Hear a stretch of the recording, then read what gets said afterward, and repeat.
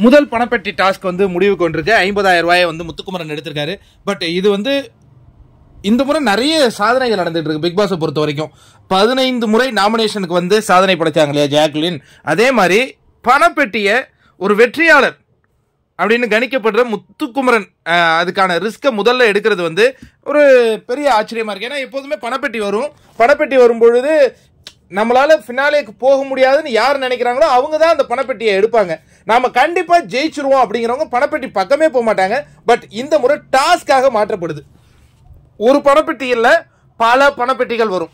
ஆனா அந்த டாஸ்க்குங்கிறது தான் என்னன்னா 30 மீட்டர்ல இருக்குங்க அந்த பணப்பெட்டி இருக்கு. அதுவும் திறந்து வச்சிருக்காங்க, புரியுதா? ஆனா பிக் பாஸ் சொல்றாரு, போயிட்டு நீங்க ஓடிட்டே இருக்கீங்க, ஐயோ நம்மளால அங்க ரீச் ஆயிட்டு வர முடியாது அப்படின்னு தெரிந்தால் பாதியிலேயே கூட நீங்க வந்துடலாம். ஏன்னா உள்ள வந்தாதான் பிக் பாஸ் வீட்டுக்குள்ள இருக்க முடியும். உள்ள வர்றனா பிக் பாஸ் வீட்டுக்குள்ளே இருக்க முடியாது. அதுக்கப்புறம் இப்ப முத்துக்குமரன் தான் ஃபர்ஸ்ட் போறாரு, பாராட்டுறாரு பிக் பாஸ். இது வந்து ஒரு துணிச்சலான முடிவு அப்படிங்கிறாரு. இது 6 பேருக்குமே ஒரு துணிச்சலான முடிவு தான். அந்த லைன்ல போய் நிற்கும் பொழுது இப்ப வெளியில பார்க்க முடியல. ஏன்னா இந்த கேட்ல இருந்தா பஸர் அடிக்குது, அங்கே இருந்தா ஓடுறாரு, வெளியில பார்க்க முடியல.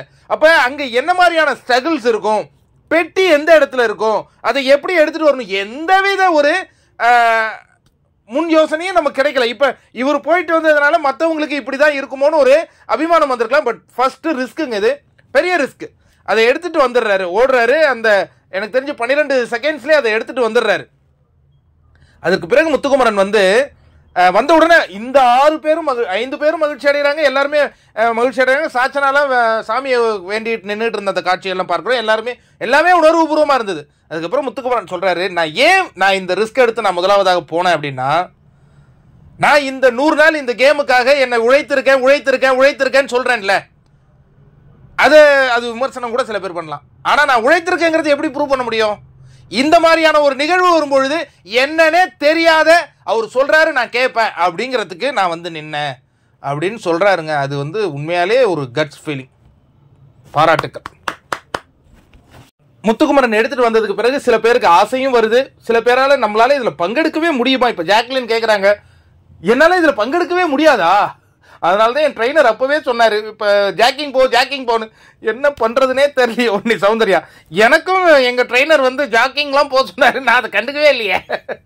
ஐயோ, இப்ப ஜாக்லின், பவித்ரா, சௌந்தர்யா இந்த டாஸ்க்ல ஏன்னா 12 செகண்ட்ல வராருங்க. அது அவ்வளவு சாதாரண விஷயம் கிடையாது. வரலன்னா பிக் பாஸ் விட்டு போகணும் அப்படிங்கும்போது எவ்வளவு பெரிய ரிஸ்க்.